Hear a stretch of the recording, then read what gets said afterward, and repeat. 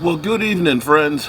Mark Holmes here, and as always, I want to thank you all for watching, commenting, subscribing, and being part of the Joe Boo Sports Report. Without you guys, as well as you ladies, you know that this literally does not work. As you can see, the leaves are beginning to fall. It's kind of crazy because we were knee deep in cutting grass and planting flowers, and now we're raking leaves up. Time goes by so fast. I mean, before you know it, we'll have snow on the ground. Well, that is if it snows. We haven't had snow much in the last couple of years, but you know what I mean. Yeah. I got a lot to do in the morning to get everything cleaned up here before game day. In fact, it's kind of chilly out here, so I've actually got one of the patio heaters on, just checking it out and make sure that they put out enough heat. See if I need to open up a third one just in case it gets chilly tomorrow night. It will be night when the game ends for the Cowboys. I want to make sure everybody's comfortable out here and having a good time. So, Nick Ralston, fullback, he ended up getting a 2-year deal with the Cowboys. He's shown that his worth and stuff. The Cowboys, like we mentioned before, cut Brandon Knight. The hope is if he clears waivers, and I don't think there's any guarantee that he'll clear waivers right now, but that they'll sign him to the practice squad and be able to hold on to him. But I think somebody's going to grab a hold of him. I just do. As much as we always say, get rid of this guy, he's a bum, or get rid of that guy, he's a bum, or replace this one. Replacing players isn't an easy thing to do. Tampa Bay ended up getting Richard Sherman, a guy that everybody here said, oh, we need to sign Richard Sherman.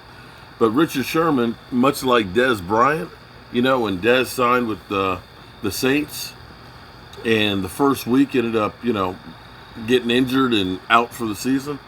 Richard Sherman looks like he's going to be out for quite a while too, and he just got started. It's hard to find good players, be it in the draft, be it through free agency, be it undrafted rookie free agents. It's hard to get good people that fit your system. And the Cowboys, I don't know what they did. I don't know if they sold their soul to the devil or what, but the Cowboys, we found so many good players so far. When you think about like Washington going out and getting a Josh Norman that's spending a whole bunch of money, or getting a Landon Collins or an Albert Hainsworth, guys that people figured these are primo players. You got to spend a whole lot of money and get these good players. And they get them, and they never pay dividend for them. And here it is. You could take 6 or 7 of the guys that we got in free agency this year, compared, and it's less money than one of the big name free agents out there, and they're putting in and getting numbers that are just unbelievable. And I just think about the draft.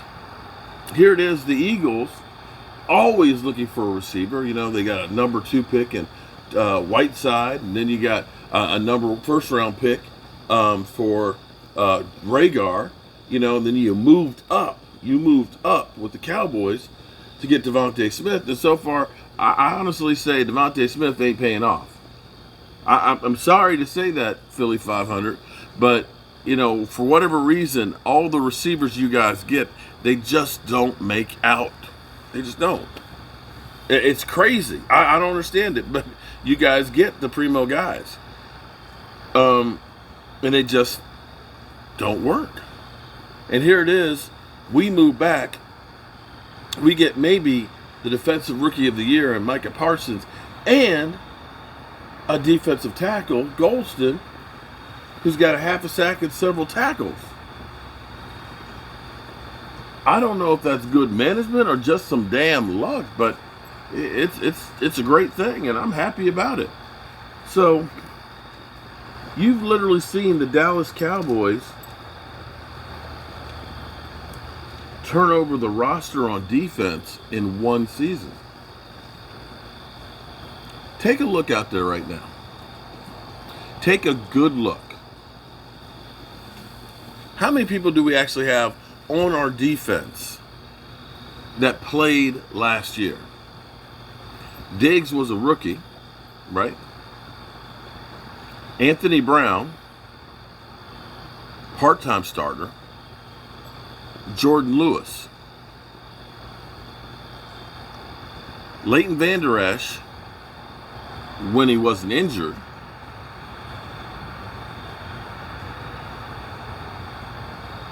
And that's it. It's 4 players. 4 players. Now we'll get D-Law. Randy Gregory. I'm sorry. Randy Gregory, but Randy Gregory wasn't even a starter last year, and he missed the first 6 games. So Randy Gregory hadn't played his first game to this point last year. So I'm not sure if you count him. And they never actually started him last season for whatever reason. And you look right now and you see what he's doing, and it's like, how stupid were we? We were just plain stupid. The Cowboys took a defense that was one of the worst in the NFL last year and have turned it into one of the better ones. I'm not going to say a great one yet. We got a ways to go to get there. But they're pointing in that direction. And that's amazing. And I'm excited about it. I'm so excited that I'm ready to go to bed just so I can wake up and it'll already be Sunday. But this game is important. I know you're looking at me side-eye and saying, dude, we're 4-1. Even if we lose this, we'll be 4-2. We're in great shape. It's like, have you seen the Eagles? Have you seen the Giants after you destroyed them? Have you seen Washington? Yeah, I've seen all them. But that's not got nothing to do with me and my Cowboys. Here's what you want to have, because we've had a lot of things with Jason Garrett that never made sense. They say when you win your first game, your odds of making the playoffs are much better. Yet, with Jason Garrett, every time we won our first game of the season, we never went to the playoffs. When we lost our first game of the season, we always went to the playoffs, which is contrary. It's contradictory to the norm. And the Cowboys, under Jason Garrett, you would think after bye weeks would have a lot of success. No, we sucked after the bye week. But what we want to do is we want to get this game under our belt, get out healthy, get this 300-pound gorilla off our back of Bill Belichick, and we can scratch that one off. As Micah Parsons says, I'm the Terminator, and right now, I got another quarterback that's in front of me. Scratch this mother humper off and go into the bye week 5-1. Because then you feel good about yourself. You get time to go ahead and heal. You get a chance to experiment a little bit and make some changes, because once you get out of this, once you are done, you've got 11 weeks of continuous football to make a statement that we are one of those teams that deserves an opportunity to go to that Super Bowl. And that's a long stretch, buddy. That's a long stretch without a bye week. And you want to do everything you can to make sure you come out of this bye week feeling good, feeling energized with no questions about your roster, and get ready to try and roll on through this. Wow. Week number 6 already. Leaves falling off the trees. The weather getting cold. Time's running short, y'all. We got to get our shit together and be ready to roll.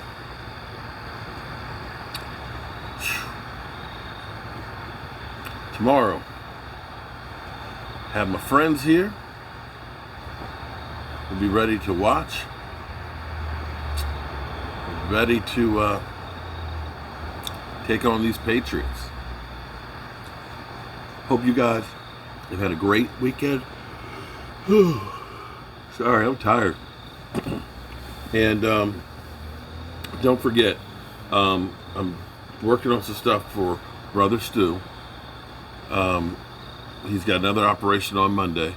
And if you want some information on what his hospital room and stuff is, if you want to send him a card or something like that, email me, cowboysmark94@gmail.com, so that way I can get you squared away. Keep him in your thoughts and prayers, as well as everybody, because we have so many people out here that are dealing with a lot of things. And nobody knows somebody else's burdens that are on the other side of this camera. And we all need to look out for each other. All right, y'all. Tomorrow's another big day. And I can't wait. I'll see you guys, God willing, tomorrow morning for some football.